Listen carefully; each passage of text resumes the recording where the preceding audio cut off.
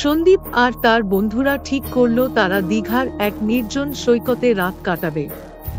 পূর্ণিমার আলোয় সমুদ্রের ঢেউ খেলা করছে, ঠান্ডা বাতাসে শিহরণ যাচ্ছে।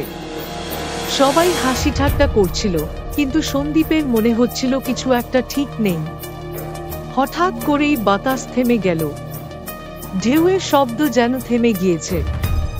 সবাই অবাক হয়ে এদিক ওদিক তাকাতে লাগলো। ঠিক তখনই দূরে জলের মধ্যে একটা ছায়ামূর্তি দেখা গেল। সেটা আস্তে আস্তে সৈকতের দিকে এগিয়ে আসছিল। কে ওখানে? সন্দীপ চিৎকার করে উঠল। কোনো উত্তর এলো না।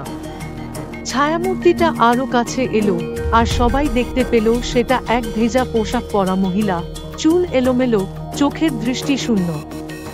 এটা কি? দীপ বলল কাঁপা কাঁপা গলায়। হঠাৎ করেই সেই মহিলা মুখ হাঁ করল, আর একটা বিকট আওয়াজ বেরিয়ে এলো।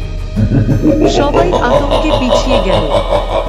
সেই মুহূর্তেই মহিলার মুখ বদলে গেল, কুঁচকে যাওয়া ত্বক, ফাঁক হয়ে থাকা চোখ, আর গলা দিয়ে কোন স্বরে একটা শব্দ বেরিয়ে এলো, আমাকে ফিরিয়ে দাও।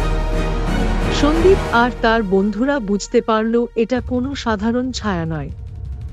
এটা সেই মহিলার আত্মা, যে বহু বছর আগে এখানে ডুবে গিয়েছিল, আর আজও নিজের হারিয়ে যাওয়া জীবন খুঁজছে। সেই রাতের পর থেকে কেউ আর ওই সৈকতে রাত কাটানোর সাহস করেনি। কারণ যারা সাহস করে থেকে গিয়েছিল, তারা আর কখনো ফিরে আসেনি।